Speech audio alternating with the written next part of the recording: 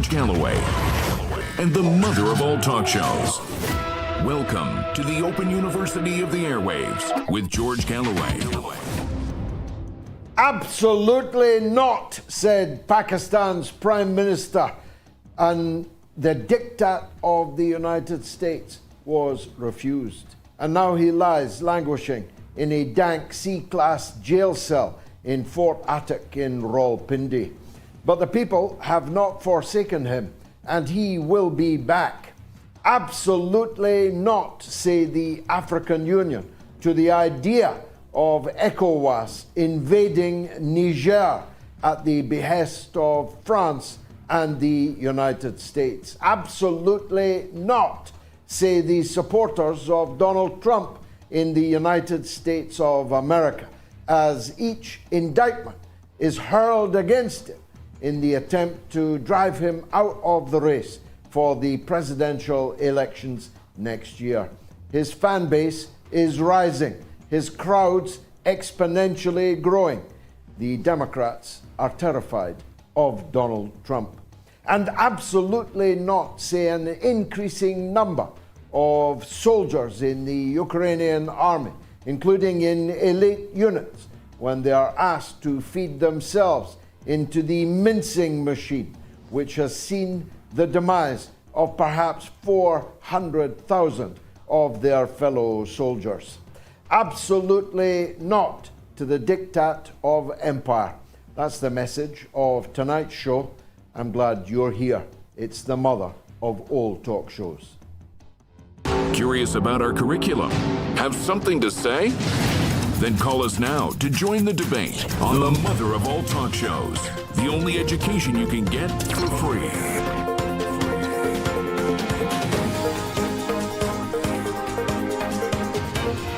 George Galloway, the mother of all talk shows. With George Galloway, the world is our classroom, and you're welcome to sit in and join the seminar. Well, this show is dedicated to my mother, who was, as she has been for the last 69 years, the very first to wish me a happy birthday today. Keep going strong, Ma. You've still got all your marbles. And you are, well, I'll not say what age you are, but it is a terrific one. I will be talking tonight about matters of great import across the world, in Britain, in the United States, in Africa, in Asia, in Pakistan, and indeed in the South China Sea, because everything is boiling in the world at this moment in time, and nobody knows if it's going to boil over here or there.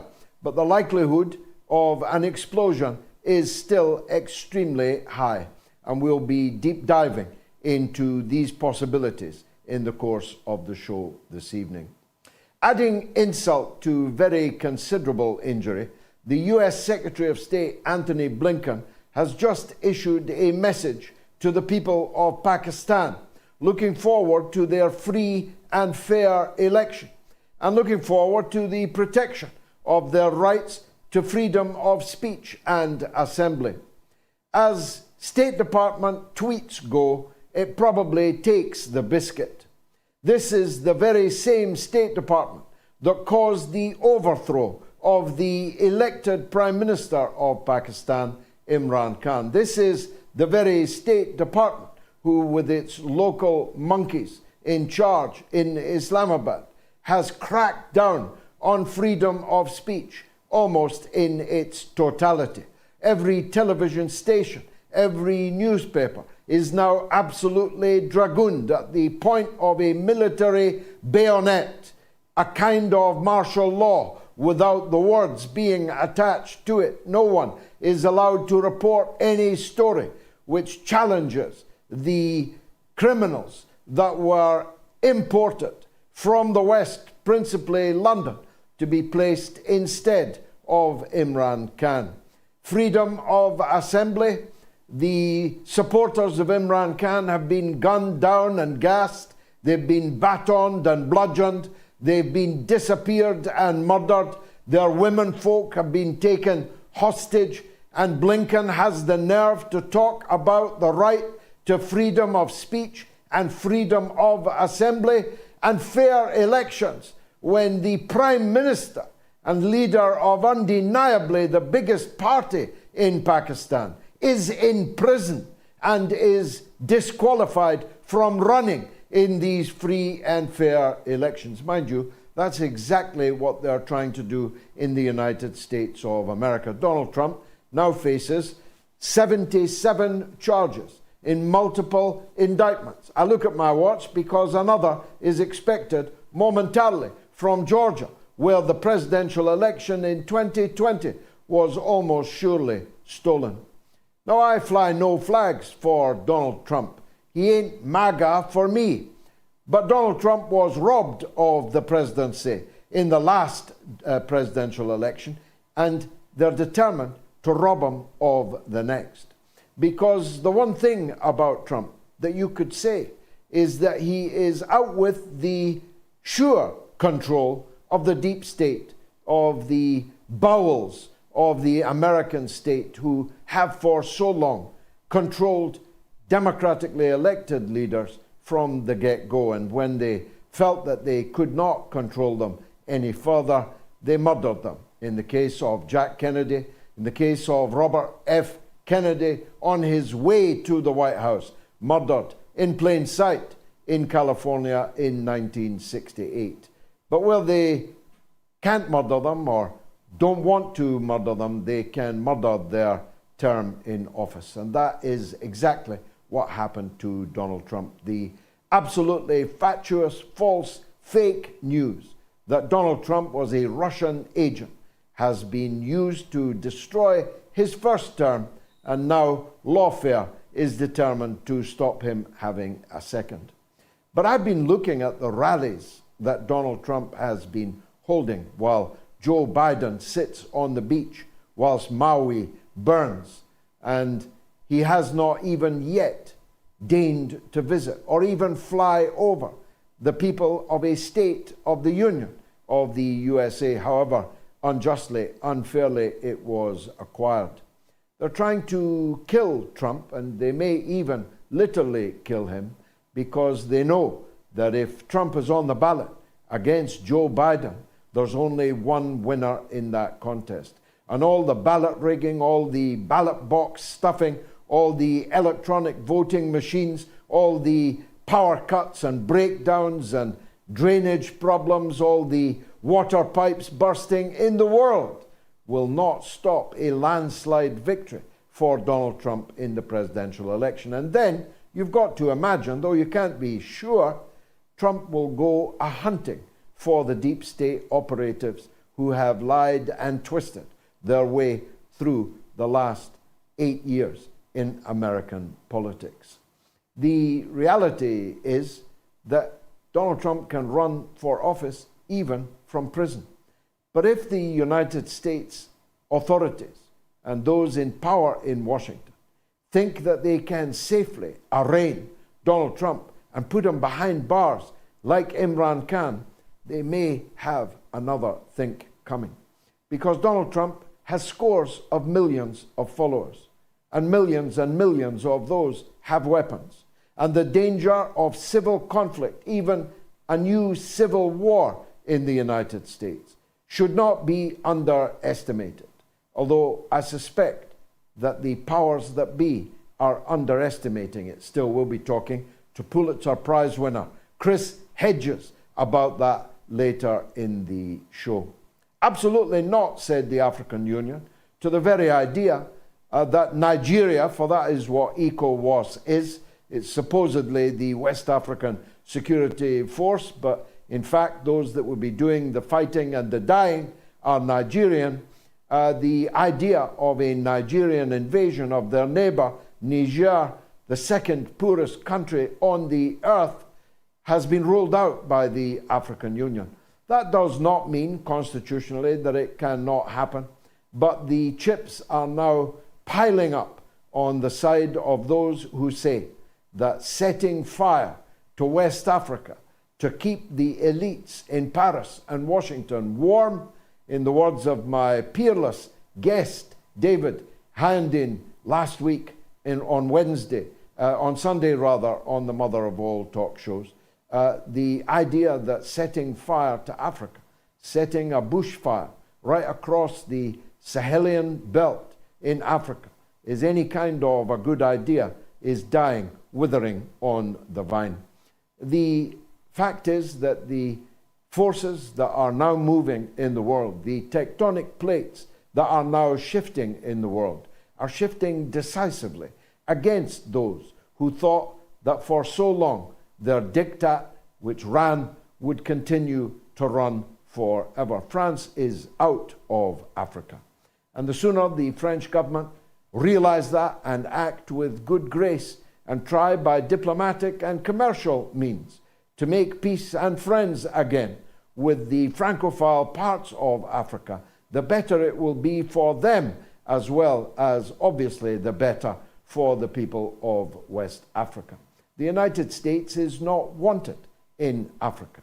Everybody in Africa knows exactly what the United States stands for, stood for, in support of, in defense of apartheid, in defense of white supremacy in Africa, and in defense of corporate raiders who made life a misery for the masses in Africa in order to enrich themselves and power their own lights. I keep repeating this equation because to me it sums up in microcosm the situation in the world today. 1 in 3 light bulbs in Paris burning this evening is powered by the uranium dug from the earth of Niger. But 80% of the people of Niger have no electricity at all. That state of affairs in Africa and indeed across the world could not possibly continue forever. And I believe its time is rapidly coming to an end. I was one of the organizers of the great event which marked the 70th birthday of the great and late Nelson Mandela.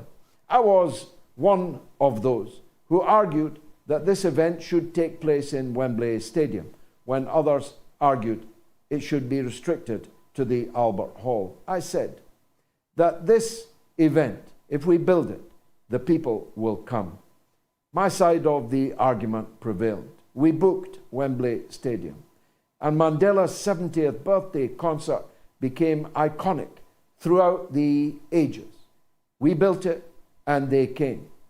And the biggest acts in the world came to pay tribute to the leader of the liberation movement in South Africa that night at Wembley. But there was an unknown young woman that I saw there for the first time. And most observers and viewers and most of those in attendance were seeing her for the first time. She was a small African-American woman with curly hair, standing alone, just with her guitar. She came onto the stage and sat on an ordinary chair with no backing group, no chorus, no backing singers, nothing, just her. Her name was Tracy Chapman. And as she strung the guitar and began to strum what became an iconic hit, I heard from her these lines: "Poor people gonna rise up and take their share. Poor people gonna rise up and take what's theirs." That's what's happening in Africa today. That's what needs to happen across the whole of the world. And I believe that that process has begun. As a very great Russian once said, there are decades when nothing happens, but there are weeks when decades happen. And I believe that we are now into those weeks. I myself am now plunged into a media war with the bagman, the fraudulent so-called president of the great Republic of Nigeria. In ordinary times, he might never have caught my eye if he hadn't been threatening to invade his poor neighbor and have Africans murdering Africans for the sake of France. He might not have caught my eye. After all, I have many fish to fry. But he did catch my eye.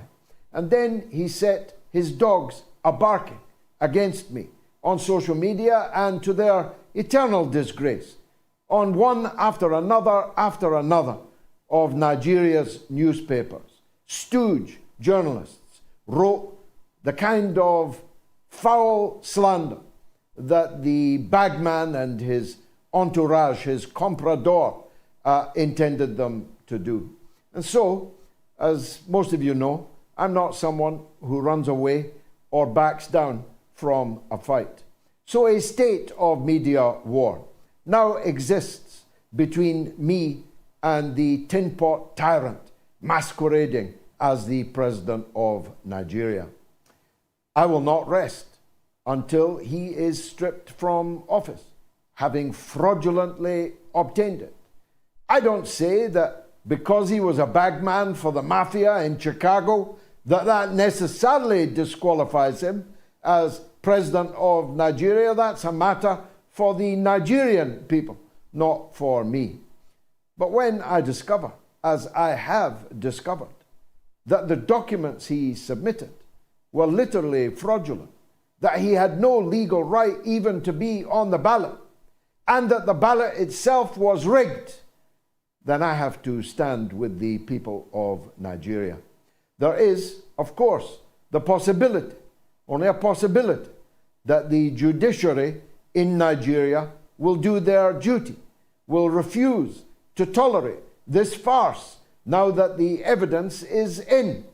It's not all in because the United States refuses to part with, for the time being, the documentation that would prove it beyond any possibility of contradiction. But the leaking of parts of that documentation and the securing of enough evidence already renders his presidency null and void. And that's why in Nigeria, and I hope to encourage everywhere in the world, the slogan, "All eyes on the judiciary," must now be raised by all those who wish the best for the people of Nigeria, for the people of Africa as a whole. Just a moment or two left for me to mention my own country of the United Kingdom. I sometimes don't get the opportunity to do so enough here on the mother of all talk shows, as the situation in the world goes to hell on a handcart as a helter-skelter of international events. Makes it difficult to focus on a Britain that seems becalmed. I say seems becalmed because I'm absolutely certain that under the surface in Britain there is boiling rage waiting to erupt at the sheer inadequacy, at the mendacity, at the criminal conduct of the governors of Britain and their so-called opposition. Never have I seen a time, and I have now been in politics for quite a bit over 50 years and served in Parliament for almost 30 of those years. And now, from abroad, can see my country even more clearly than perhaps I could when I was there. I have never known a time when the British political class was so small, in the teeth, in the face of such enormous problems. We have a political class on both sides of the aisle that is literally and metaphorically midget, dwarf, pygmy.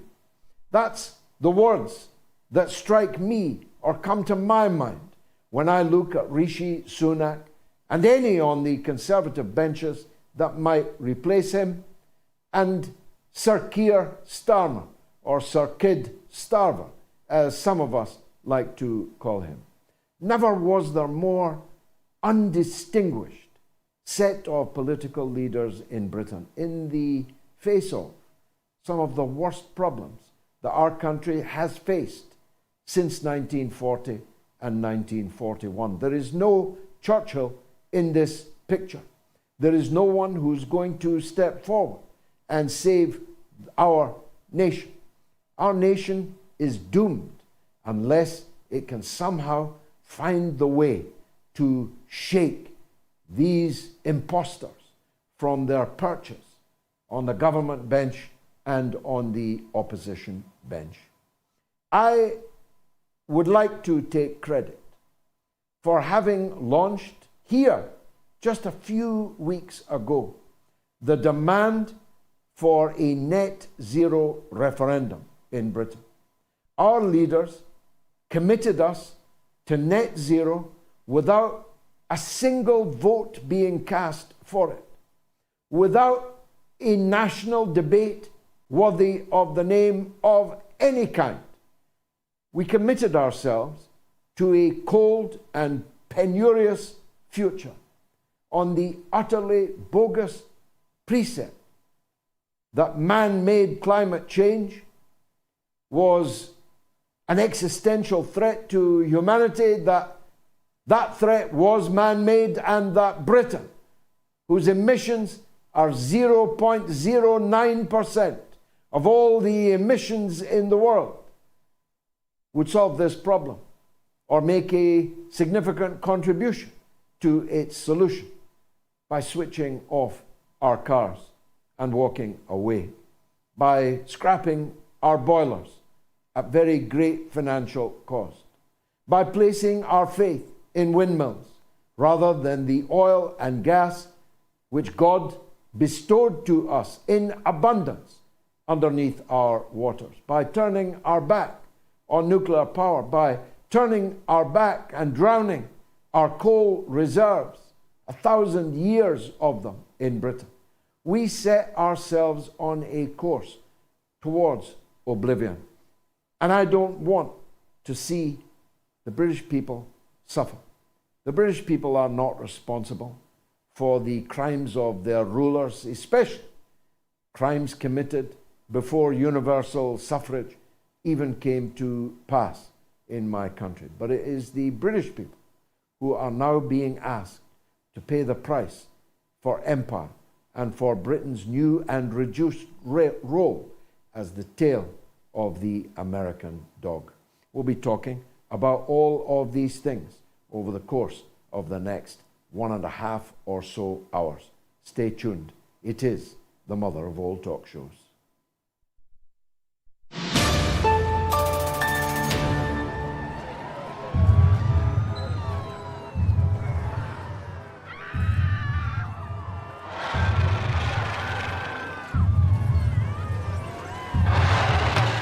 Mr. President, we got a report of a 50-foot woman marauding through Washington, sir. Thank you, Captain. But I'm looking for a shorter woman, one who likes to take long strolls in the park and yell at minorities. She's not looking for a date. She's terrorizing the city. Is there a difference?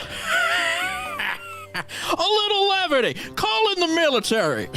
We are the military, sir. Boy, we got here fast. We better do something, right? Shall I scramble the jets, Mr. President? No thanks. I'll just take a muffin and some coffee.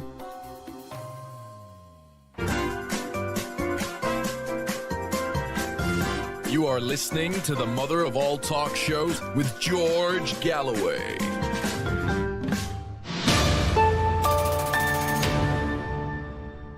Now, I'd like to thank all those who gave me the best birthday present just an hour or so ago when I reached 500,000 followers on Twitter. Thank you for all who made that possible on my birthday. We've got a poll running. Does NATO create wars? Simple question. Yes or no? It's a big poll. 18,407 people have already voted, but it's the most one-sided poll we have ever run. 99% say yes on Telegram, 91% on Twitter, 95% on the YouTube community poll, and 97% on the YouTube stream.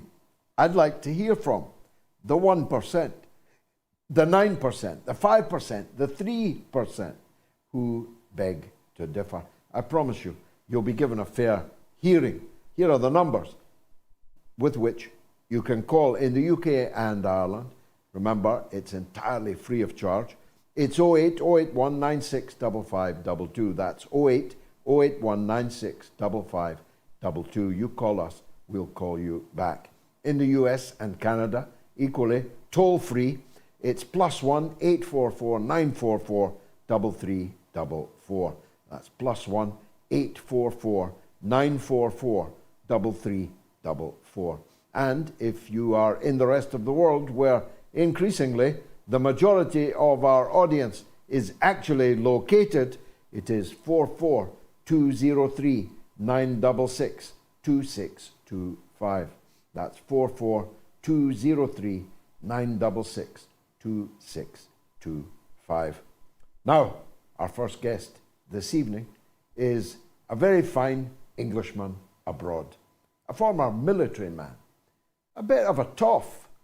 He must strike quite a sight and make quite an impact in Russian society, where he now lives and blogs and analyzes and entertains us here on the mother of all talk shows. That's right, it's the one and only Mike Jones. Mike, welcome back to the mother of all talk shows. Let's start with that point.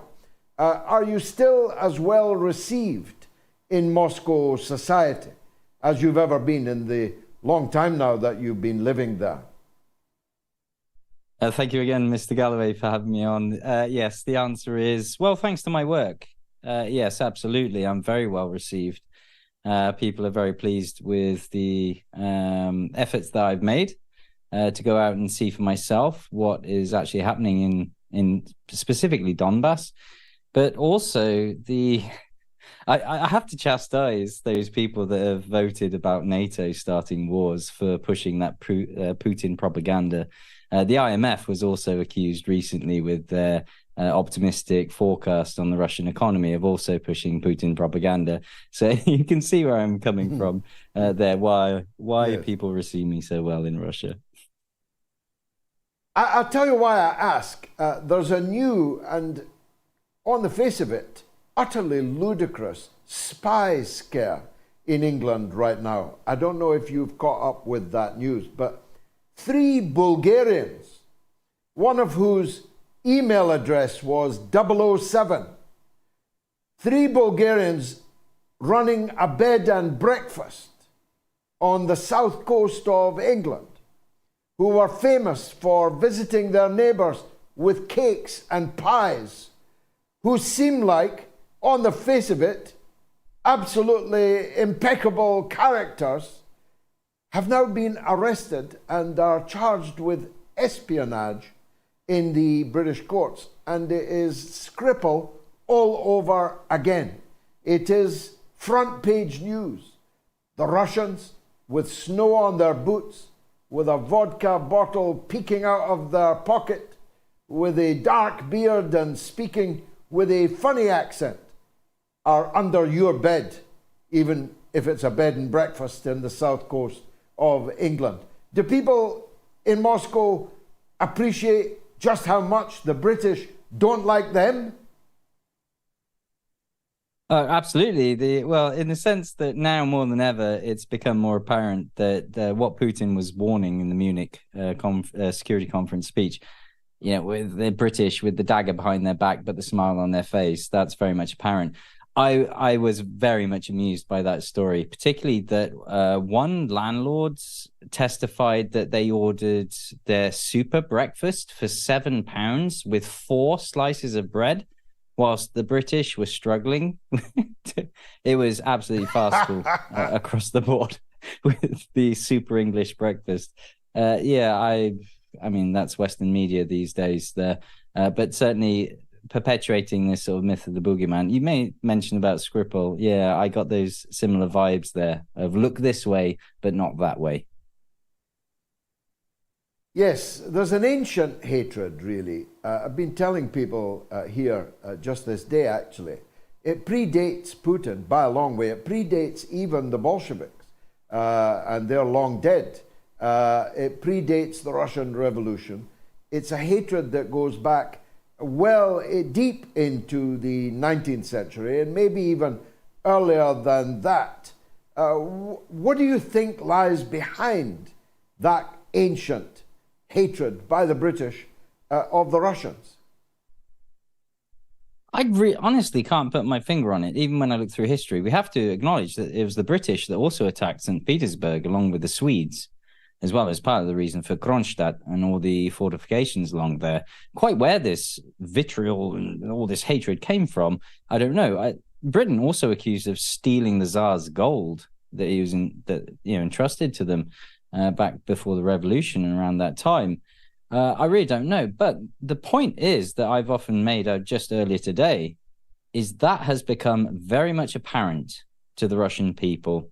Putin's warnings over these years has very much come, the British being one of the most aggressive in all of this, with arms supplies, with rhetoric, and as you've just alluded to in your monologue just there, about it doesn't match anymore. Whereas the British Empire used to have the teeth to back up and bully and get its way in the world. That was seceded to the US, and now the US is facing a similar fate.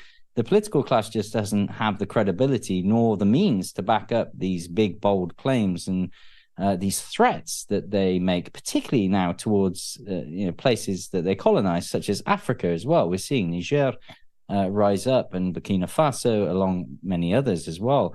It really beggars belief, but the point now is that it's becoming so visible to not just Africa, but across the rest of the world as well. The war isn't going well, and in fact, you could say the hatred, the propaganda rises in inverse proportion to the lack of success on the battlefield. It's above evident now to all except the willfully blind that the Ukrainians, backed by all of the NATO powers, with all their weapons, all their money, and all their propaganda, cannot prevail. As I've said from the beginning, it is not possible, as a matter of definition, for a nuclear superpower to be defeated in a conventional war in its next door neighbor, because that presupposes the destruction, the existential ruin of that nuclear superpower. And so the nuclear superpower, and America would be just the same if Mexico was making war on it, or Canada making war on it. The superpower can only increase the ante as necessary and reach for bigger and more fearsome weapons were it to be facing defeat in a conventional war. That truth is now self-evident. The Ukrainian forces, including some elite units, are refusing to go any more into that mincing machine. I have a feeling the tipping point in this war has been reached. You're an ex-military man yourself. How does the battlefield look to you? Absolutely catastrophic. This much-lauded counteroffensive has been an utter tragic, disgusting failure, really, particularly given how many Ukrainians were grabbed off the streets and thrown into the front lines, some with days of training, some with weeks. The UK was very proud to say we gave these guys a half-measure sort of training course and then just sent them straight into the meat grinder. I've had interviews with DPR soldiers who have spoken with these prisoners of war. I have a report actually right here, a Ukrainian document that was translated for me from what they didn't jokingly term. They termed it as the Dedushka Battalion, the Grandfather's Battalion, because most of them were over 45, they were around 45, 65 years of age. These were more senior men that had been mobilized. The losses that were reported are honestly catastrophic. Those that were lucky to surrender, just today, it's been reported that 500 men surrendered, refused to fight in the Zaporozhye direction, as these battalions are down to about, they've lost about 63 to 78% of their fighting strength. What really irks me, we talk a lot, kind of flippantly, about the corruption in Ukraine, but when I was told about the reporting of the dead is intentionally delayed by the commanders so that they can keep taking the salaries of these soldiers after their deaths. So they don't report it up the chain of command, and they most certainly do not report it to the families. So they can keep cashing in on these paychecks, which this latest Biden call to Congress for $24 billion will no doubt end up funding. It also gets worse than that when I hear reports from these prisoners of war that if they do not actually split their salaries with their commanders, they will be sent to these frontline shock storm trooper battalions. So you have this choice. Do you want to be held in reserve, or do you want to go to the front line? If you don't want to go to the front line, you got to give us a proportion of your salary. I don't know how much that is. Those are the reports that are consistently coming out from what I'm hearing of these prisoners of war in Donbass, which is, as you can imagine, not just shocking, but heartbreaking to say the least, particularly with the work of the likes of journalist Isabella Lieberman, who is trying to match Ukrainian prisoners of war with their families in Ukraine. In normal circumstances, in a normal country, this situation where soldiers are voting with their feet, either across the lines in surrender, or in the case of the Zaporozhye direction, literally refusing orders, refusing to fight on the basis that it's not a lack of courage. These soldiers have shown great courage over the last 500 days or so. It's a realization that they're fighting a losing battle, and moreover, a battle for unworthy commanders and leaders, and above all, their allies. It's one thing to die. It's another thing to die for Joe Biden and Antony Blinken. In a normal country, this would lead to a change in political power. After all, Mr. Churchill came to power on the back of a military debacle so small, now that you look back on it, the Norway debacle.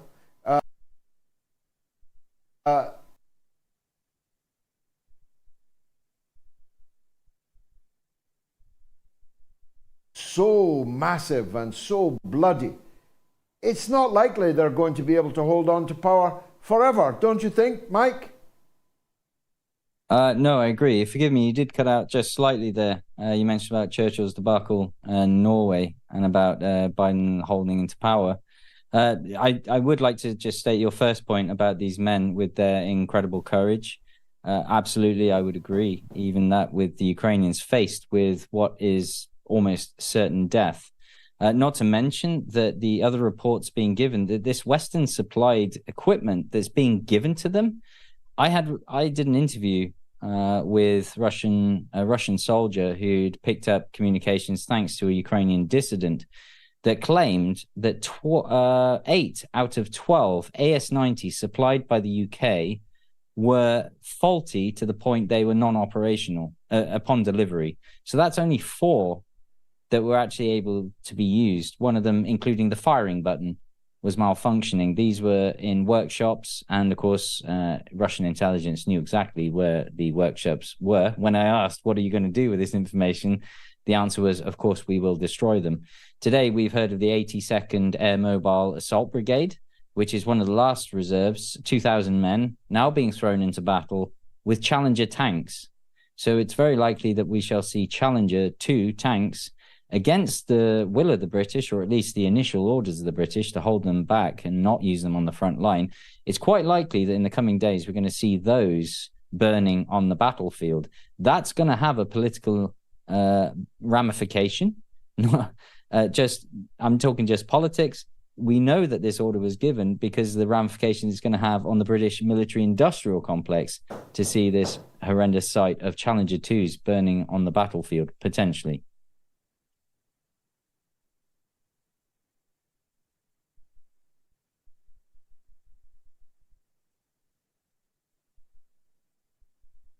Again, apologies, I've lost you. Yep, I can. Gotcha.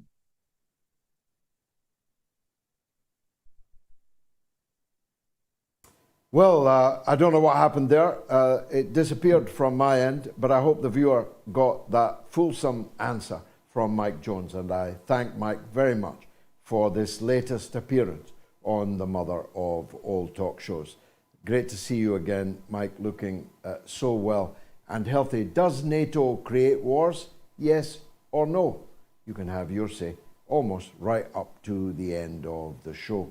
Numbers again in Britain and Ireland, 08081 965522. In the US and Canada, +1 844 944 3344. In the rest of the world, 44203 966 2625. I'll be right back in a minute with a call from Lucy in Virginia on Hawaii. How's that for the Global University of the Airwaves? Stay tuned.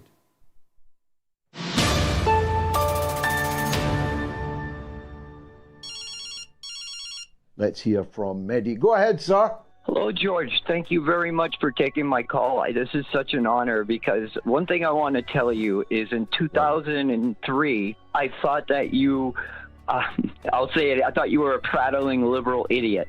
20 years later, I'm here honored to speak to you to say live on air, I'm sorry, I should have listened to you back then. You're bringing the truth to what's going on out there. And one of the things is U.S. policy, whatever it is now, is our government. The problem is that it's run by people with absolutely no honor. They have no shame in what they will do to accomplish what they want. And I really think part of what's going on that's driving what's going on in Ukraine is that it's the possibility of all the corruption that it will uncover that has happened there with the influence of our country and NATO since 2014. Yeah. You spoke extremely powerfully and very graciously, and I'm grateful for it. But you put your finger on, I think, something that's been in the back of my mind for a while. I grew up in a time, indeed, I sat in Parliament for almost 30 years, during a time when there were certain standards. There were double standards, of course, and there was a great deal of hypocrisy. But the ruling elite had standards that they tried to keep up. Nowadays, that facade has been torn asunder. Now they're not even pretending to be honorable gentlemen and ladies. Now they're no longer pretending that their institutions, their great departments and ministries are in anything to do with contemporary politics other than an arm of the ruling party. My last word, Mehdi, I ain't no liberal, bruv. I wasn't back in 2003, and I ain't any more liberal today.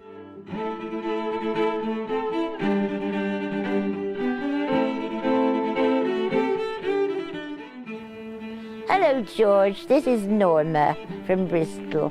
We wish you a very happy birthday, and we thank you for the College of Knowledge, which we all enjoy every week, and how you fight injustice, and you stand up for your beliefs. So have a lovely day. Love, Norma.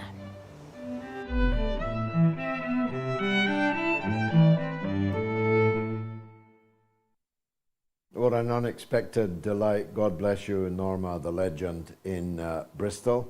19,000 people have voted now. Does NATO create wars? And it hasn't got any better for NATO. Anyway, let's cross to Hawaii, where devastating fires have caused such death and destruction that Joe Biden was forced to drink another pina colada on the beach in Delaware. Lucy is in Virginia on that subject. Lucy, welcome to the show. George, happy birthday. I second everything that dear Norma in Bristol had to say. And I wish to add that I think I speak for millions when I say we are so happy that you were born. And good on your Thank you. I'll pass that on mother. to my dear mother, yeah. Yes. Yes, I will. All right. For sure. So, thank you, Lucy. I want to say that I hope that the world shames our government into doing more than they are doing right now. I think I might have heard you mention that on the day that this was unfolding, Biden was actually able from his beach chair to funnel another 24 billion to Ukraine? 24 billion, yeah. Yeah. Well, he asked Congress for another 24 billion in emergency aid for Ukraine, but he couldn't get out of his deck chair, couldn't put his pina colada down to do anything at all for the people of Hawaii. In fact, when asked by journalists what he had to say about the devastation in a part of the United States, he answered no comment. It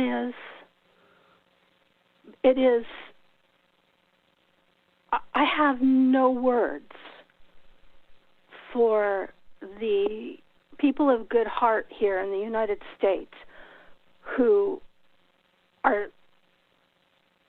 witnessing this. And this is on the heels of East Palestine. Do not think we have forgotten that. But why I called is because if anyone wants to help Hawaii, the very best way they can do it is by finding the legitimate native Hawaiian places to donate. One is the Council for Native Hawaiian Advancement. And let me say that again. The Council for Native Hawaiian Advancement was mobilized within minutes of hearing what was going on in Maui for getting the in the United States, when there is a horrifying disaster of this kind, for instance, Katrina, people got in their trucks, their cars, they drove there with water, with whatever they could pack in their car. Regular people, not looking for any, praise for this, just going to do what they could do. And we can't do this for Hawaii because we can't drive there.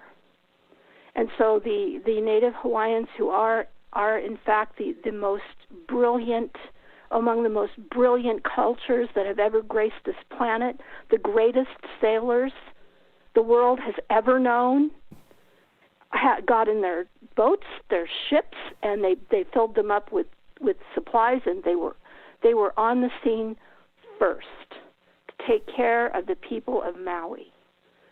So I highly, highly recommend that anybody wants to help that route. And I wanted to tell you of a miracle that seems to have happened. Lahaina was, from what I have been able to gather, it was as if tornadoes made of fire were ripping through Lahaina. Nothing survived except the Catholic Church.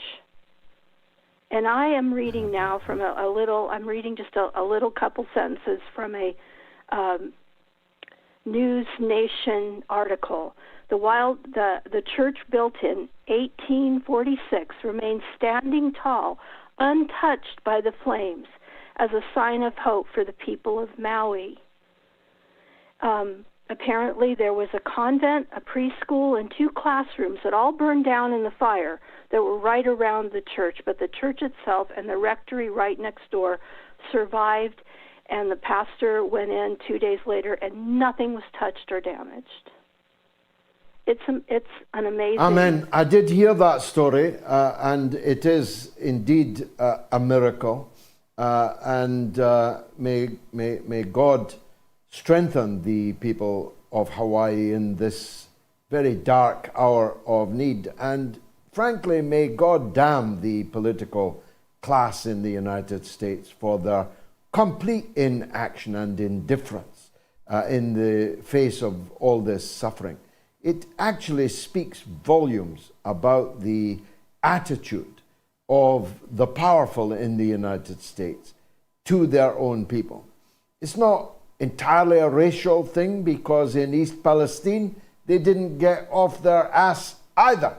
I think Joe Biden still not visited this town in Ohio where his crumbling infrastructure which he could have rebuilt and repaired, but for his wish to ship the money to Ukraine instead, is still waiting for a presidential visit.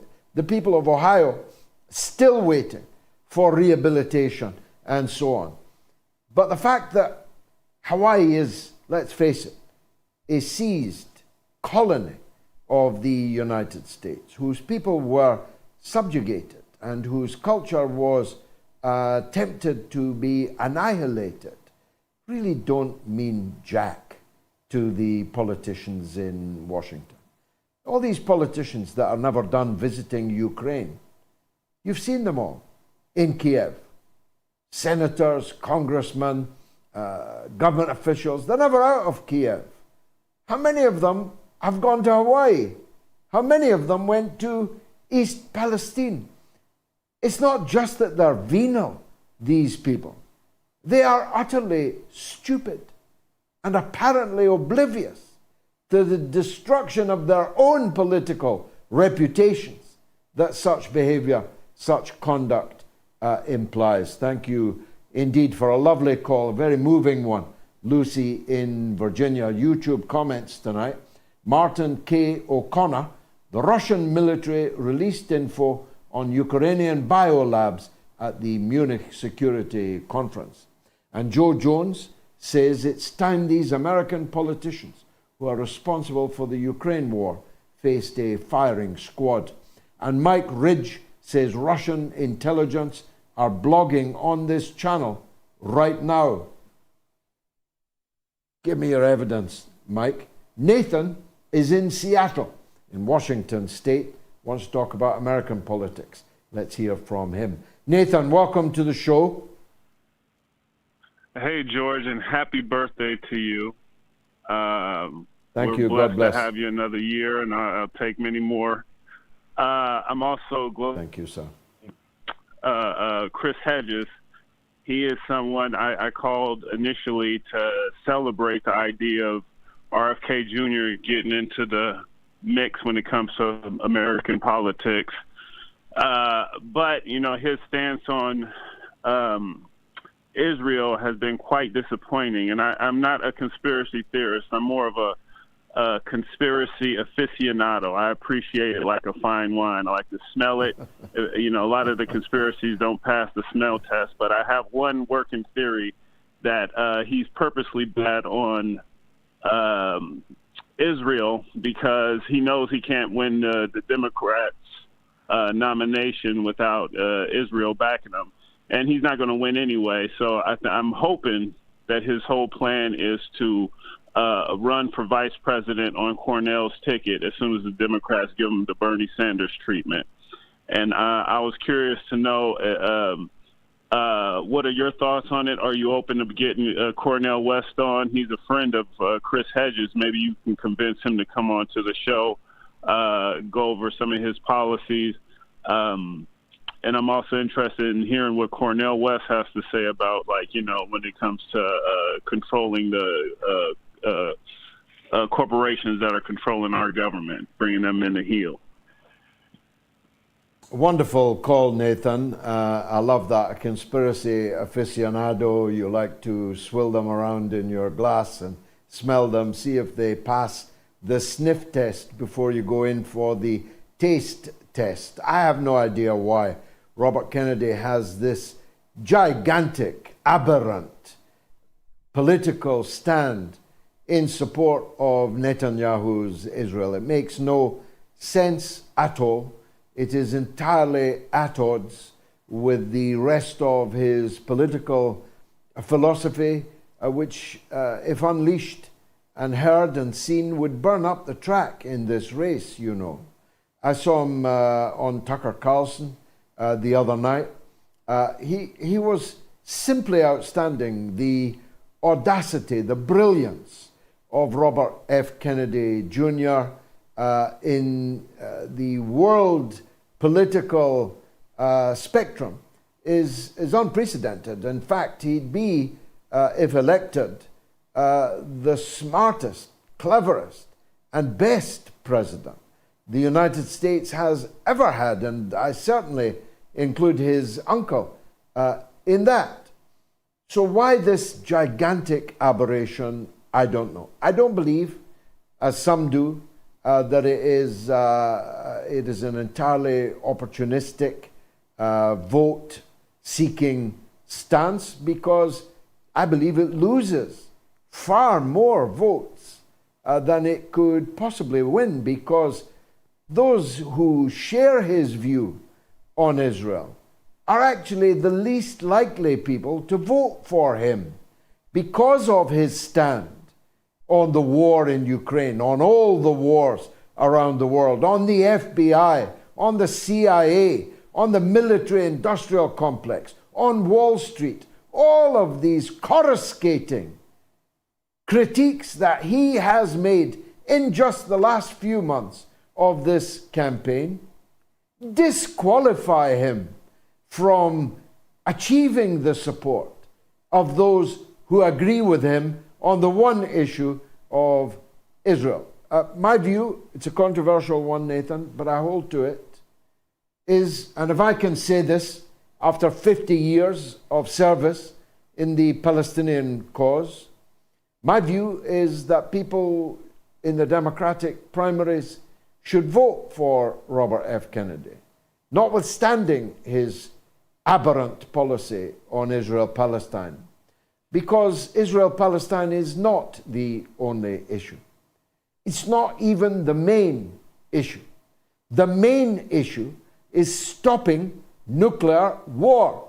The main issue is stopping World War III, which, if it occurs, will render debate on Israel-Palestine otiose, completely redundant, because they, as well as the rest of us, will no longer be here, and Armageddon will have come to pass. So I ask people who've got a vote in the Democratic primaries to cast it for Robert Kennedy, because in the round, he is by far the outstanding candidate. Now, of course, if he does a Bernie Sanders and capitulates to the DNC, the Democratic National Committee, and gives his support to Joe Biden's re-election, then hell mend him. But I don't think he will do that. I think that he may end up running as an independent. And if he does, I will support him. As for Dr. CornelWest, of course, we have towering respect for him, and he has a standing invitation to appear on the show. He has all of the good points of Robert Kennedy's analysis and none of the bad points. But his name's not Robert Kennedy. He doesn't have the same opportunity to win as Robert Kennedy has. And anyone who denies that is, I think, flying in the face of political reality. So CornelWest, I hope he does very well. Any vote that doesn't go to Joe Biden is a good vote so far as I am concerned. But my hope is that Robert F. Kennedy wins the Democratic nomination. And if he does not win it, that he runs as a third-party candidate, perhaps with Dr. West as his running mate. Thank you, Nathan, for that. Email from John. Happy birthday, mate. I think that NATO, the Yanks, are bullies. They've shot themselves in the foot by taking on Russia, which is one of the biggest mistakes since electing Biden. We're watching the death of an empire in real time. I agree entirely with that. Let's talk to Red in Austin, Texas, about Ukraine. On you go, Red. What would you like to say?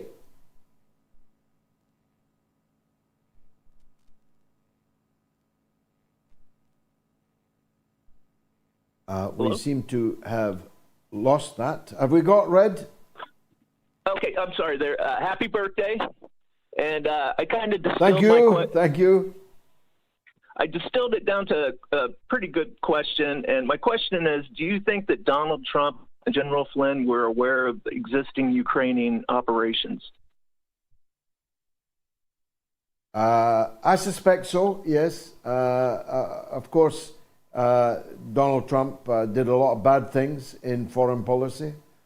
I think that his interest in Ukraine, whilst legitimate, was really a point-scoring one. He knew of the corrupt nexus that existed between the Biden crime family and the Ukrainian oligarchs and state apparatus, and he was determined to smoke it out. But I don't really think that Donald Trump cares for the Ukrainian people any more than Joe Biden does. And in a way, I have no problem with that. The job of the American president is to look after the people of America, not to go around the world interfering in other people's countries, deposing, overthrowing other people's governments, funding and arming murder and mayhem around the world. I want a president in the United States that will fix Hawaii, that will fix East Palestine, that will fix the bridges that are falling down all over America, fix the highways that are, as even Kamala Harris conceded, destroying the tires of motor cars all over America, who will fix the poverty in America, the racial conflict in America, the crime in America. That's what I want an American president to do. Last word to you, Red. The issue, though, is the first impeachment is different than Russiagate. The first impeachment, you see the urgency to stop 45 from digging in. I don't think General Flynn knew, and I don't think Trump knew what was going on. They either were covering up before 2016, or else they just said, we'll get Trump out of here and keep it going. But they flipped out in the first impeachment. And I think a lot of this craziness goes back to American, Ukrainian foreign policy, going back to probably 2008, you know. It's the first impeachment, the first impeachment was a naked effort to derail the investigations that Donald Trump was doing and might well have succeeded in unearthing the dark and dirty secrets of the Democrats in Ukraine. You see, I'm going to ask Chris Hedges about this in a minute. You cannot separate what's happened in the war in Ukraine from the corrupt relationship which the Democratic Party has with that country. These two things are intimately connected, directly linked. And it's quite clear now, looking at the timetable and knowing what we know now, that the first impeachment was an attempt to crash the oncoming investigation that Donald Trump had embarked upon, and which might well have led to success. Thanks for that call in Austin, Texas. The one and only Pulitzer Prize winner, Chris Hedges, is up next, right after this.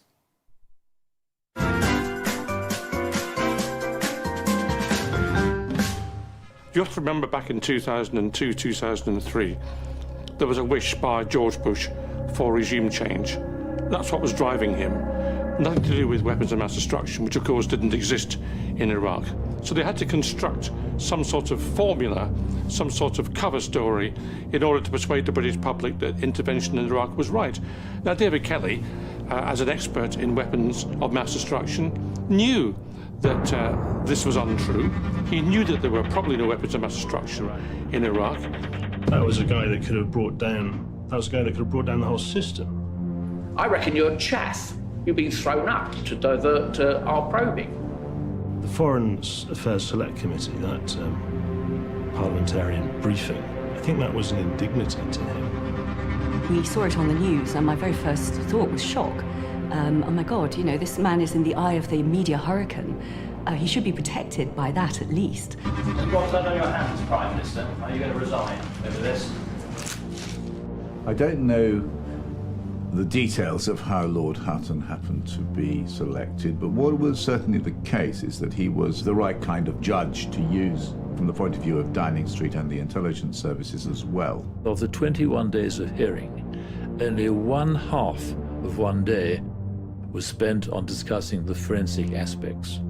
That is disgusting. We were given the Hutton report the day before. It was published.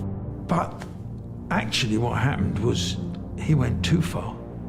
The events of 2003 were disgraceful ones in this country's history, and it's unfinished business. Those responsible for an illegal war, those responsible for the death of David Kelly, have not been brought to justice. There's been no inquest into David Kelly's death. There needs to be one. We need to make sure that those who behaved in a reprehensible way in 2003 are finally brought to book.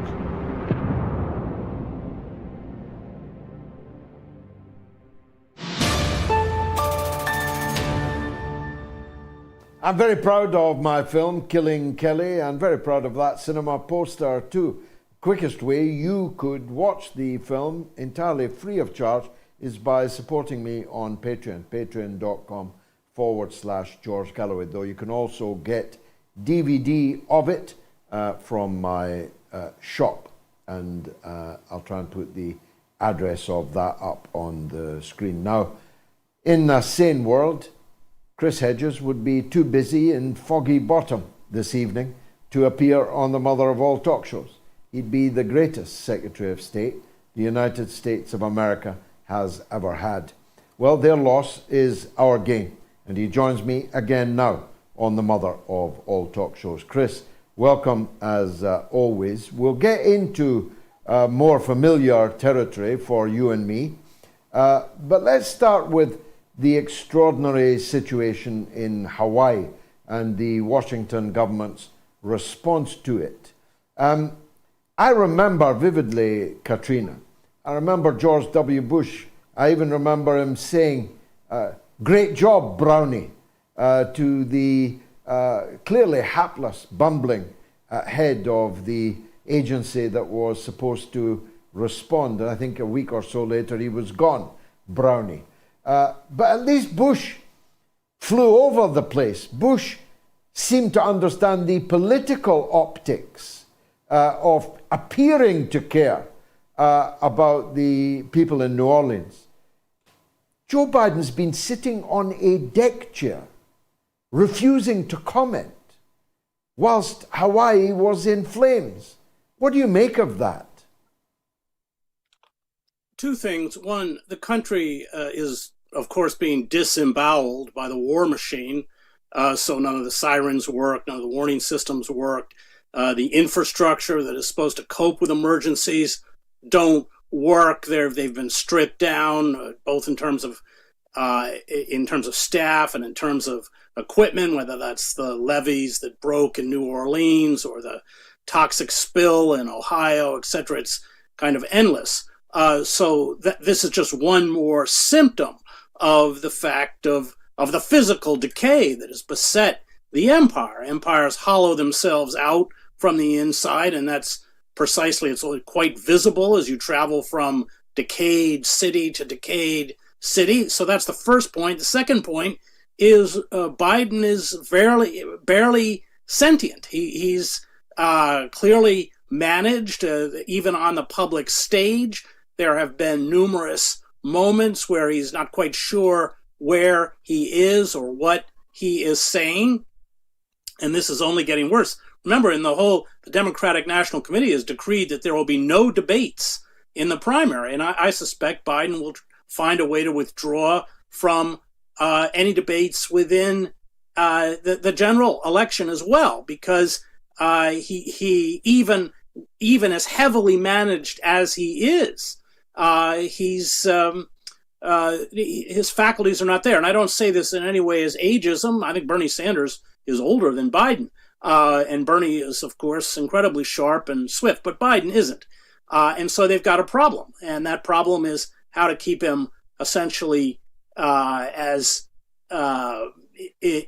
protected from public scrutiny as possible. So that is kind of fits with this kind of disconnected presidency that typifies the Biden administration.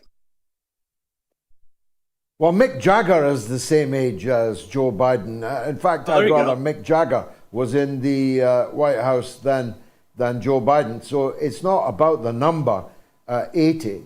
It is about the clearly visible cognitive decline and performative decline, which begs the question. I mean, I could put it in a paraphrase John P. McEnroe. You cannot be serious. They cannot be serious about running him again next November, can they? No, I think they are, and their strategy is twofold. One, they will discredit and destroy any primary challenge in the case of Kennedy, or in a third-party challenge with CornelWest, and they want to lock Trump up. And it's the tactic of any kind of banana republic, where there really, in essence, in their mind, will be only one choice. I mean, I think this latest prosecution of Trump, unlike the others, is potentially serious. I think the Democratic Party wants to see it essentially, of course, they want to tie him up in court within the primary if they can't get him through delaying, and his lawyers will certainly try to delay. But I think that's what they're gunning for. They will push forth this unpalatable candidate, and a majority of Americans don't want to see a repeat of Trump versus Biden.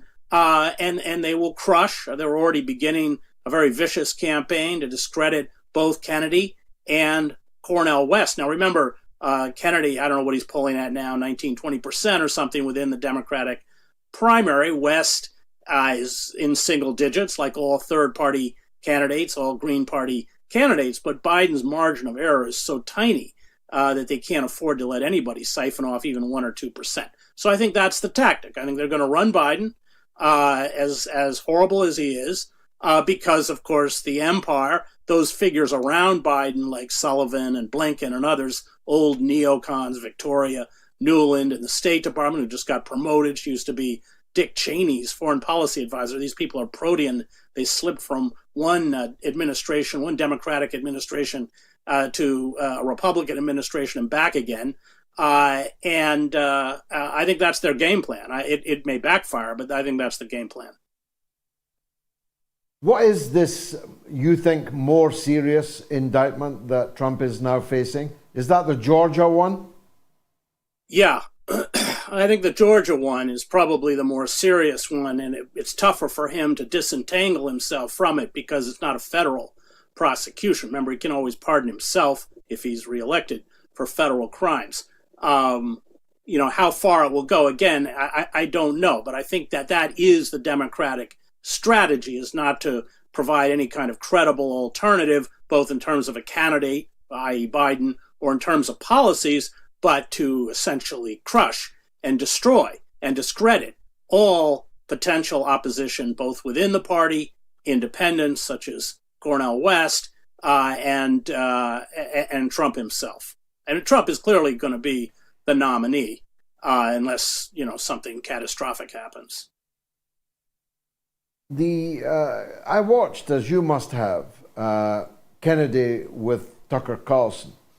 Once you get past his vocal problems, and if you are prepared to park his aberrant views on the Israel-Palestine track, it was a tour de force, wasn't it, Chris?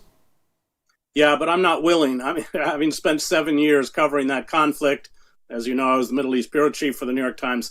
I don't forgive anyone on the Palestine issue because the Palestinians are friendless. I'm not friendless within the circles of power. They're alone. He is embracing the most retrograde narrative on Palestine, not even a mainstream narrative, but one coming from the far right. This is kind of the tragedy of Kennedy, because you're right. He does confront imperial power. He has called for freeing Julian Assange. There are many good aspects to his policy, but it's personal, I suppose, for me, and as having spent so long, those 7 years in that conflict, I just won't, if somebody won't stand with the Palestinians, then I won't stand with them. And I don't think it's a tangential issue, because you know very well, George, that in order to do that requires tremendous political and moral integrity, because there's a huge price to pay. The Israel lobby is fierce and strong, both within the UK, but especially in the US. It funds, has massive resources.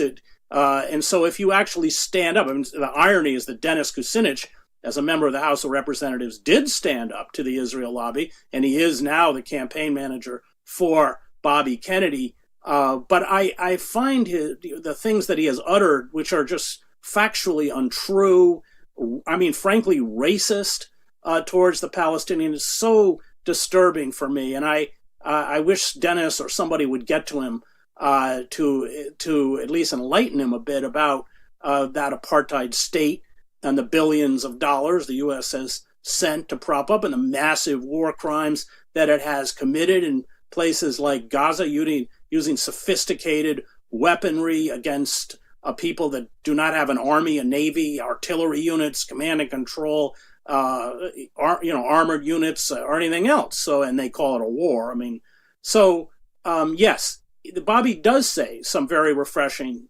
things, and yet it's twinned with this blindness on one of the worst crimes, I think, of American imperialism, and that is what has been meted out to the Palestinian people through the Israeli surrogates who we fund and arm. And I have been in Gaza after they have bombed refugee camps and picked up the metal pieces, and one piece I picked up said made in Dayton, Ohio. I mean, we should be clear about the U.S. complicity in this. Indeed, of course, I feel you on all of that. Maybe we'll return to that another time, because I need to move, as it were, to other American and, for that matter, British imperial crimes. This is the anniversary of the Anglo-American, mainly American, overthrow of Mossadegh, the democratically elected Prime Minister of Iran, for the crime of seeking to nationalize Iranian oil for his people. Now, I've looked, as you have, at this anniversary, more closely at the detail, one of which jumped out and I hadn't thought of before. The Americans, and the British in particular, were using the religious fundamentalists in Iran to help destabilize Mossadegh's secular and leftist government, rather in the way that we did in Egypt later in that decade and have been doing in different places ever since. It's not something that anyone ever gets taught in school or, I dare say, at university. The empire is more than happy to encourage Islamist fanaticism as long as it's against a secular ruler of whom they disapprove. Yeah, well, and that's what we did in Afghanistan, and that's what Israel did in Gaza by promoting Hamas in order to destroy Fatah. It's a very old technique. I mean, one of the things, I don't want to keep harping on Kennedy, but he's going on and on about how despotic these Arab regimes are. Well, these Arab regimes are despotic because they were largely created and are funded by the United States, Saudi Arabia, Egypt, and of course what you get is blowback. You got blowback in Iran, you've got blowback in Gaza, blowback in Afghanistan. And so, yes, you're exactly right, that they create these forces. I mean, there were secular, even left-wing forces in Afghanistan that did not cater to when we were backing the fight against the Soviets, and we build these forces, and then we condemn these countries, or we condemn despotic dictatorships that we are totally responsible for forming. So yes, the whole 53 coup in Iran is just a travesty from the word go, because Mossadegh was a moderate, as you know, political, Democrat who came from the aristocracy himself. He was hardly some kind of left-wing, Communist Party didn't like him at all. He was, in essence, a feudal landlord himself, but he wanted to control, or he wanted Iran to control its own resources. I mean, it's just basic. I mean, the British, what eventually became BP, but what was called the Anglo, I forget the name of the company before it became British Petroleum, but they didn't even know how much oil they were taking out of the country. So yeah, it was that basic. He wanted Iran to control its oil revenues, and that was just too much for the British and the Americans. And of course, after he was overthrown, I think it was either 40 or 60% of the British production were turned over to American oil companies and British oil companies. So it was that. And then, of course, we get the Shah, and we built the secret police in Iran, Savak, which was one of the most brutal secret police formations in the world in terms of torture and extrajudicial killings and everything else. And of course, eventually we saw the rise of Khomeini and the Islamic Revolution. But that's not a history most Americans know. You're talking about the anniversary 60 years ago this week. It's not even, frankly, I believe the British government has still not even acknowledged that they were responsible for that coup. The American government had to, because Kermit Roosevelt wrote this self-serving memoir about how he'd done it. But those kinds of distortions, that kind of massive political interference in a country, and the empowering of authoritarian figures like the Shah, and we'll go back to the founding of Saudi Arabia. I mean, who created the House of Saud? It was American oil companies and the U.S. State Department. And there's that book, A Peace to End All Peace, which does a good job of kind of chronicling that. But that's not a history I think most Americans are taught. They're not aware of. We are completely responsible, completely complicit, and these are crimes, terrible crimes against Iranians, against all sorts of people, which we're responsible for. And then, of course, we blame the oppressed for their own oppression, which is go back to what the Israel lobby does to the Palestinians. It's a history that continues to repeat itself, of course. I've been looking closely, perhaps you have, at the situation in Niger, where the regime has emerged, overthrown the corrupt puppet government, a French puppet in this case, largely, although there's a very substantial $100 million American military base in Niger, which is potentially at risk in the situation. And lo and behold, a shot in the arm appears to have been delivered to the Islamist rebels, ISIS, Al-Qaeda, in Niger and in neighboring Nigeria. They already control 40% of Burkina Faso. And where did all these Islamist forces come from?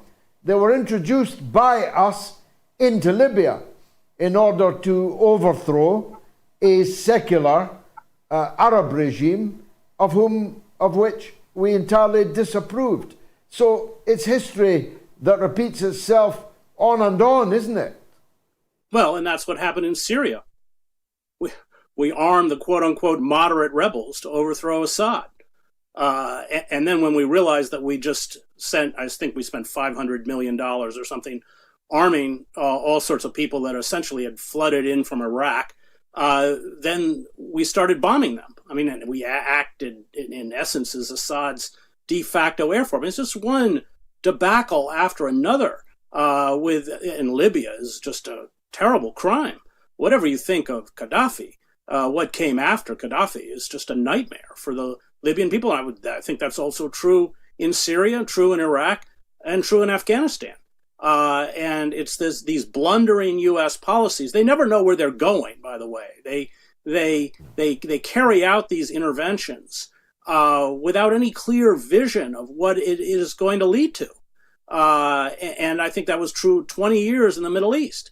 And look what we left behind. Ruined states, millions of displaced, hundreds of thousands of dead, suffering.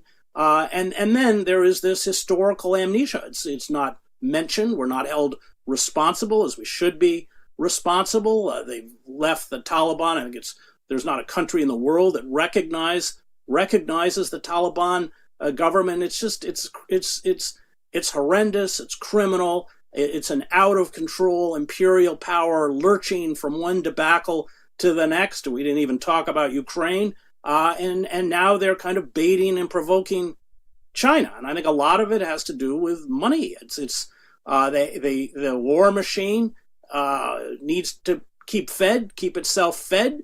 It doesn't, this was what the expansion of NATO largely was about.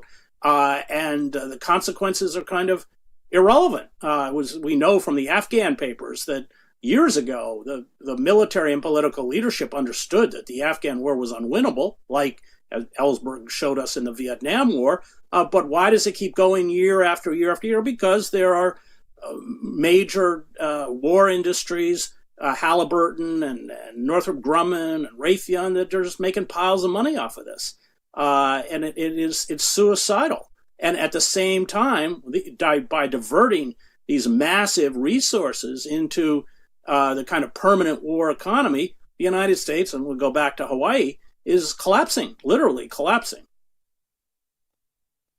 I do want to talk about Ukraine, but in an American context. I am developing in my own mind the thesis that you may have heard me mention earlier, namely that this is a peculiarly Democratic Party war, and that the depth of the corrupt relationship between leading figures in the Democratic Party, and who knows, maybe even the party itself, with the corrupt oligarchy and the political class in Ukraine, may actually be one of the most significant reasons for this war.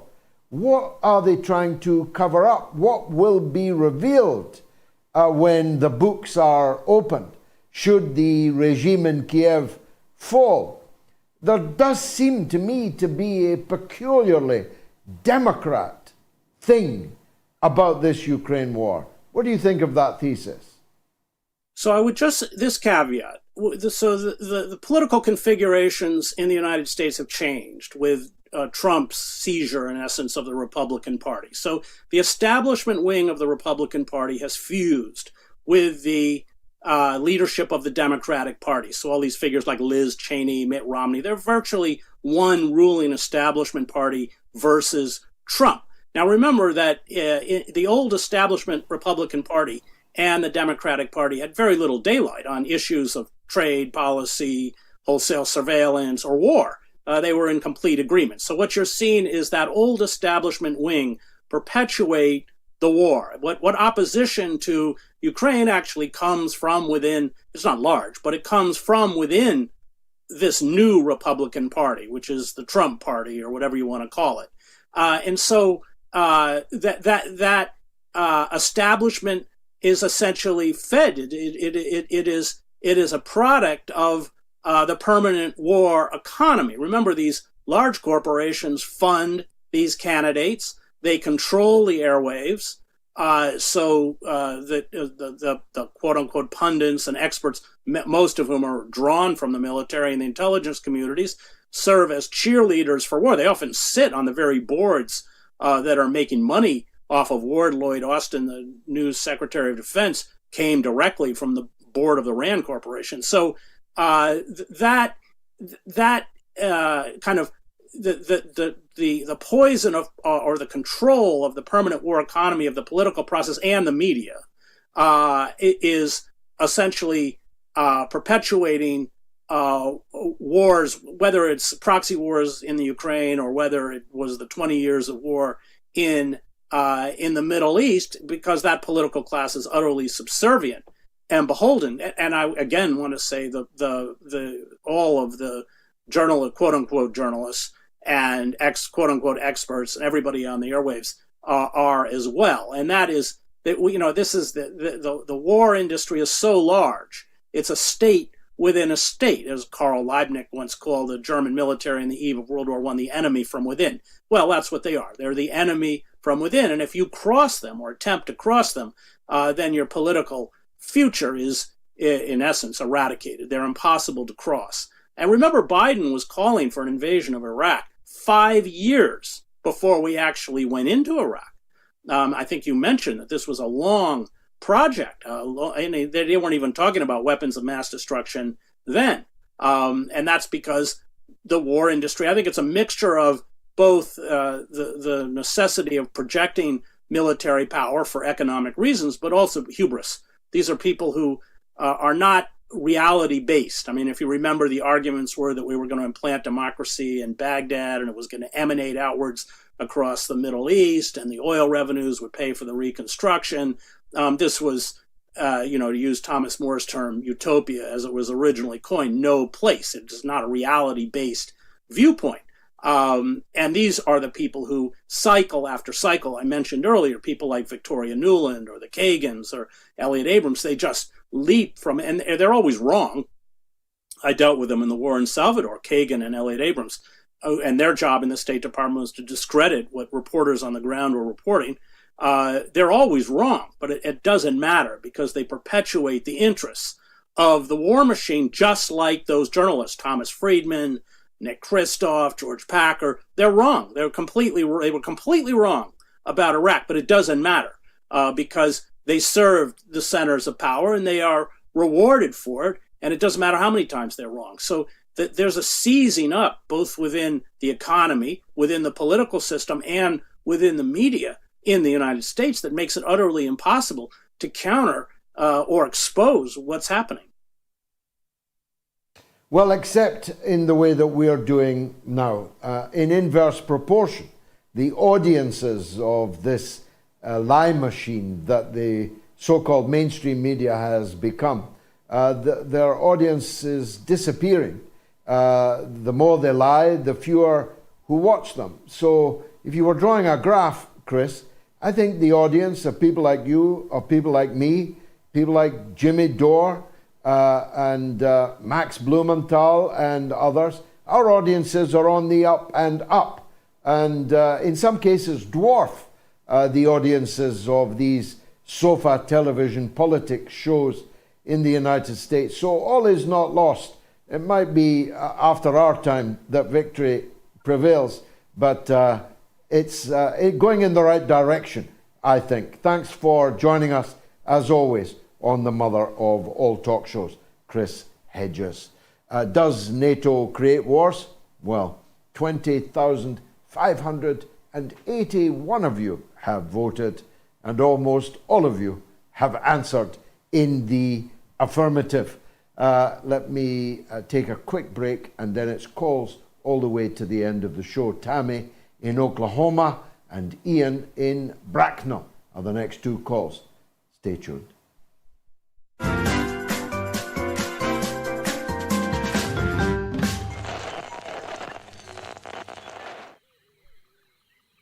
The airwaves. This savannah is a rigid dichotomy of fact and fiction. As vicious as the Twitter sphere, where the slightest misjudgment can spell being cancelled. One species rules over the airwaves through its ability to adapt and survive in even the harshest environments.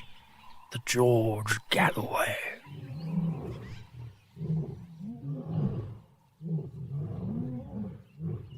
The top cat in these parts, it is mostly active on Sunday evenings in Britain and mid-afternoon in the United States. It seldom roars during the day. Most notable for its wide variety of headdress, it protects these parts from the mainstream media. You can catch this fine specimen on the mother of all talk shows. Don't pick a fight with it. They've been known to bite back.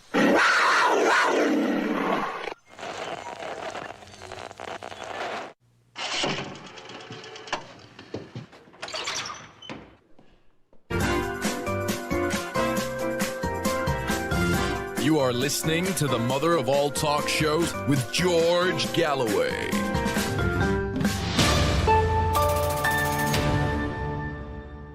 Let's go straight to Tammy in Oklahoma on the U.S. election. Tammy, welcome. Hello. Can you Hi, hear me? welcome to the show. Yes, very clearly. The goodness, whole world very is listening. I just am so excited that I got through. I have just loved your show for a long, long time. I've been listening for several years. And I also love Jimmy Dore also. I listen to him. You just mentioned him a while ago. He's another one of my favorites. But what I was calling about is the best thing Joe Biden did was to show us himself and all his little peons exactly how corrupt they are. And I'm telling you that people, and here in Oklahoma, I think every county was red when we voted. I don't think we had a problem with our voting anything here in Oklahoma. That's because we're so big and red, there was nothing blue on any county, I don't think. But, now that people have seen what's going on, now everybody's worried that, good grief, are we even going to get a fair election? Or are they even going to have an election? And we're looking at our inflation. I have relatives that are in the oil and gas business. My sister is oil and gas lease. She finds the property owners that lease where they're going to drill the oil wells. She had to go into the insurance business, because he's just stopped everything here in Oklahoma. I've had a nephew that's struggling in the oil business. That's what we are, is oil and natural gas. And I think Joe Biden has just really proved himself with a lot of Americans, not just here. I'm talking everywhere. And if something goes wrong with this next election, and I don't know if Trump's going to be able to run, I hope so, because I would hate to see what this is going to look like if they lock him up. It's not going to look pretty, I don't think. But I think that's a very powerful point, Tammy. It's one that I made myself less powerfully than you have at the beginning of the show. They appear to think with some equanimity that they can crush their opposition internally and lock up their opposition externally. Now, that presupposes a level of dominance, of hegemony within the state that I don't think they have. I don't think they have even majority support. And majority support itself would not be enough. I don't think they have even 50% plus one of the American people. And the people in the other half are mad as hell, and you can't be sure they're going to put up with it anymore. You can't be sure that the Okies in Oklahoma are going to tamely accept another 4-year fraudulent term by Joe Biden. You can't be sure that the balloon might not go up, because if America has become electorally a banana republic, well, why would you not expect the population to respond out with the norms of a democratic state? After all, elections and democracy depend on loser consent. They depend on those who lost believing that they lost fairly. It depends on those that lost agreeing to go along with the result that has been announced. What if that begins to break down? That could get very spectacular indeed. So I caution the people who run America not to go further down this road. If Donald Trump goes to prison, he'll still run for president. He'll still be the Republican nominee. He might even win from prison if they don't rob him again. But even if he doesn't win, scores of millions of people will have voted for someone who's behind bars in what many people, including me, regard as an entirely political prosecution. or persecution. Now, what I'm essentially saying is, if you're going to behave like a third world dictatorship when you're in power in Washington, don't be surprised if the people feel they have to respond in the same way, if you get my drift. Thanks, Tammy, for giving me the opportunity to say that and for your kind words. Now, I will not be in the chair tomorrow night for the No to NATO fortnightly public meeting, but I'm more than compensated for by the presence of Patrick Henningsen in my stead. There's the lineup. It's a very powerful one. Patrick from 21st Century War, Shukri Abdirahman from the United States, Arnaud de Villiers, and Alex Craner. A great lineup. And it's at 8 o'clock UK time on my platform. So on my YouTube, on my Twitter, and so on. Please tune in. 500,000 people every week or every fortnight are now watching these great online rallies against NATO, against the war. Ian's on the line in Bracknell in England on Russophobia. Better hear Ian. Go ahead, sir. Happy birthday, Tovrish George. Salam salakum, Habibi. Thank you. Thank you very much indeed. Go ahead. Yeah, so the thing was, originally I was going to talk about Russophobia, but having heard so much of like other guests, like RFK, in the interview with Tucker, blindsided by Palestine, challenged by Max Blumenthal and Jimmy Dore, the way that you got your finger on the pulse on like just so many different topics, like even just the poll that you did with does NATO start wars? Like the bear shit in the woods. They do, and the thing is that no one then you touched on Mohammed Mossadegh, and the one thing that when I talk to people, my wife is Russian. We've been married for 22 years, and context is the one thing that you bring to the table that no one else does, and I think that's the thing that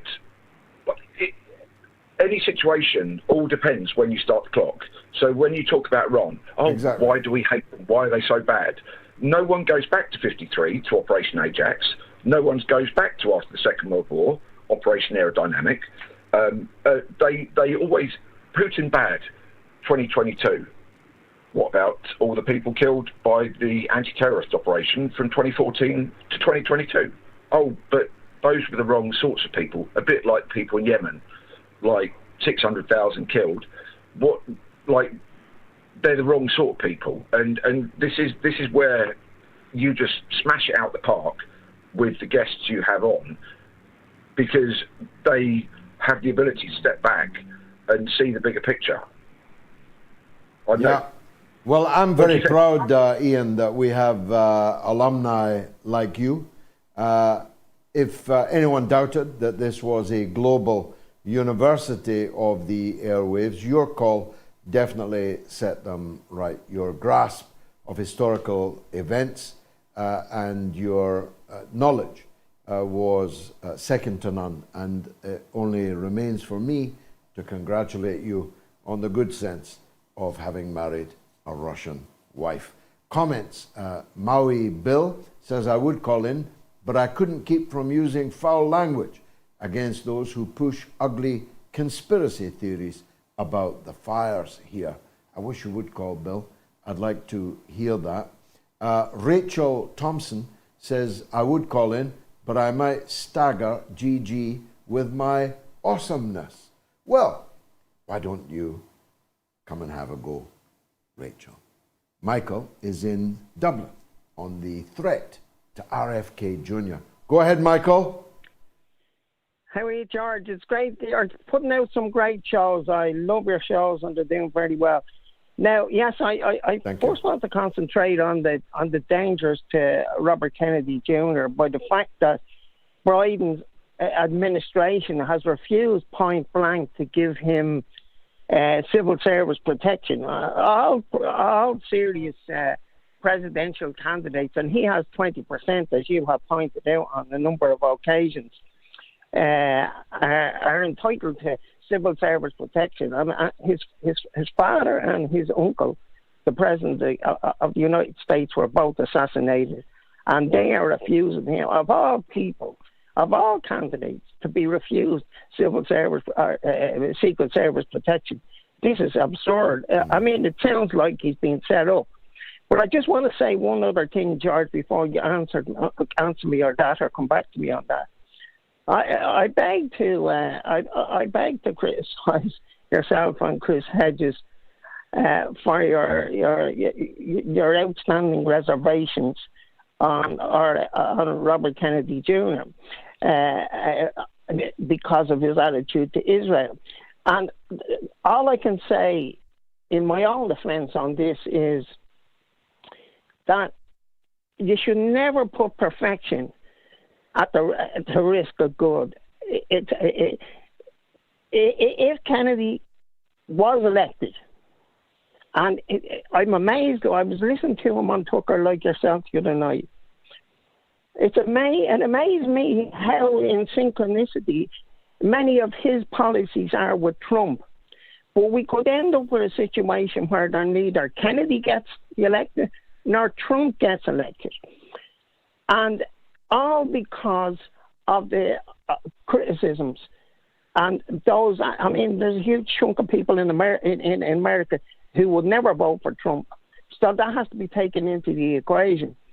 But you could end up with a situation where neither of them get elected because of people who withdraw their support for Robert F. Kennedy because of his attitude to Israel. And when he becomes elected, you may see a complete change in his attitude to Israel.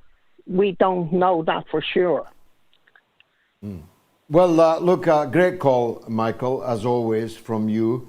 I myself have parked the issue of Israel-Palestine for reasons I earlier adumbrated. Chris Hedges is not prepared to do that, and I understand that.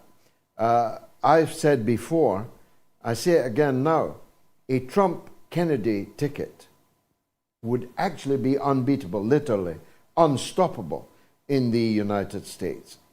And I hope, that both these men have given some thought to that. It would require, of course, a tremendous compromise by both of them, for both of them. But it would be unstoppable. It would win. Nothing could stop them from winning. And that's a prize worth having. So important, vital, all my life vital. An issue, though Israel-Palestine is, it does not stop me from calling on people to support Robert Kennedy. Now, as you point out, to deny Kennedy Secret Service protection, the same Secret Service protection that Hunter Biden enjoys on a daily basis, I'm not making that up, seems so perverse, so ugly, as to be deserving of a great deal of public discussion about it. But there is none. Although, as many people have pointed out to me, given that the Secret Service were almost certainly involved in the murder of both his uncle and his father, perhaps it's a blessing in disguise. Now, I can't read. I've got an email, yes, from Enrique. Happy birthday, George. The Democrats and their partners in crime in the deep state are so desperate to get Trump jailed. It shows how concerned they are. The US has become a banana republic of corruption and propaganda. All they do and can do is censure and sanction. It's quite sad and pathetic, really. Regards, Enrique. A very good point indeed, Enrique. Now, we're having some difficulties apparently with the switchboard, but Fra in Belfast has got through online too. Welcome, Fra. What would you like to say? What a privilege, George, to speak to you on your birthday. Happy birthday, brother. Thank you, my son. Good. I love the hat. I hope it was a birthday present. George, I was thinking, it just struck me recently about about the German participation in the war in Ukraine, along with NATO and the American forces. And I was wondering the reason why Angela Merkel stepped down in September 21, which was like 4 months before the start of the war in Ukraine. I was wondering, did maybe NATO and America want her out because she wouldn't have been in favour of the war, even though she said publicly that she wasn't going to institute the Minsk Accords? So I was wondering, maybe was she forced to step down, or did she decide to resign because she knew the war was coming? And secondly, just quickly, George, on Finland. Finland has a border, as you know, as big as Ukraine. It's joint NATO, and they're now talking about American bases. So if the Russians went in to try and keep Ukraine as a neutral country and to prevent NATO putting ballistic nuclear missiles on the border of Russia, what happens when that happens in Finland? Well, it's a very grave turn of events, and thanks, Fra, for your kind words. And I made the point many times over the last year and a half that Sweden joining NATO isn't really much of a big deal. They've never been neutral. It's always been a lie. They weren't neutral towards Hitler, and they are not and have never really been neutral towards NATO. And the only man that might have embarked upon a different policy, Olof Palme, was murdered in very unusual, mysterious, and still unresolved circumstances. But Finland is a different kettle of fish. Finland is literally across a small waterway from Russian territory and almost within stone's throw of the great Russian city of St. Petersburg, formerly Leningrad. The idea that NATO will line up nuclear weapons a stone's throw from St. Petersburg is a very grave turn of events. There's no doubt about that. And I don't doubt that Russia will turn to that matter one day, hopefully in negotiations on a new security package which includes Russia and takes Russia's interests, legitimate national interests, into account, though we are a long way off from that. But that may be one of the issues on the table in any negotiations, should they happen, to bring about an end to the Ukraine situation. Because you're right, to render Ukraine neutral, to boot NATO out of Ukraine, but have NATO and its missiles instead in Finland is fraught with terrifying dangers. And I'm sure that Russia has that very much in mind. Your Angela Merkel point was, in my view, bang on the money. We don't know, can't know, what it was that brought about her rather abrupt departure from office after so long. 2 decades in power made Mrs. Thatcher look like an apprentice. Angela Merkel was the colossus of German politics. She could have gone on and on and on. Then 2 things happened. First of all, we discovered that Barack Obama was bugging her personal cell phone in her handbag. The American administration of Barack Obama and Joe Biden were listening in not to Angela Merkel's business telephone calls.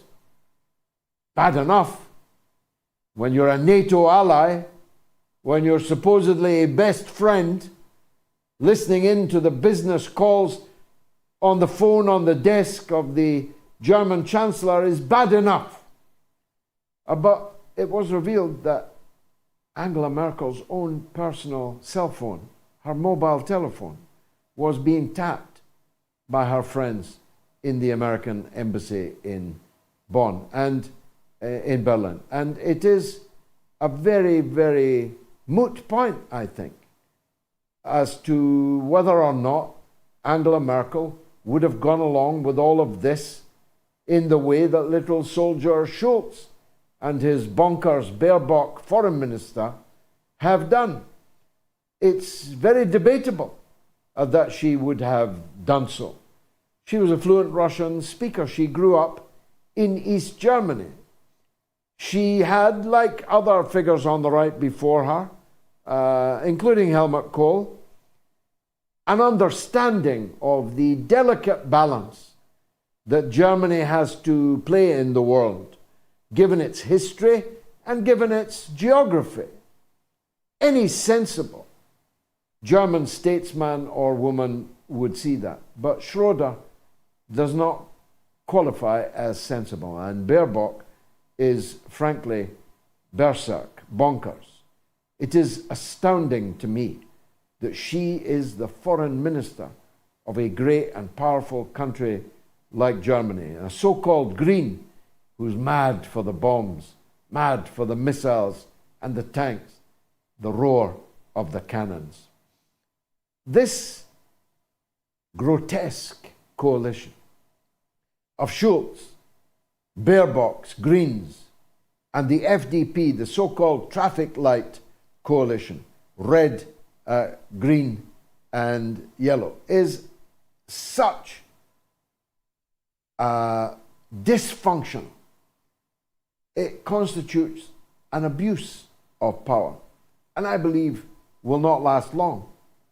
And if the German government bans the only opposition party in Germany, the AfD, 21% of the poll, if they ban them, I mean literally abolish them, there could be serious trouble in Germany. I'm a supporter of Die Linke, the left party in Germany, which has just less than 5%. But together, the Die Linke and the AfD, who both oppose the war in Ukraine, speak for a quarter of the people of Germany. That's 20 million people plus, 25 million people almost. Are you going to render them completely without political voice or representation? And if you do, will that not be just like what the Democrats are trying to do to Trump?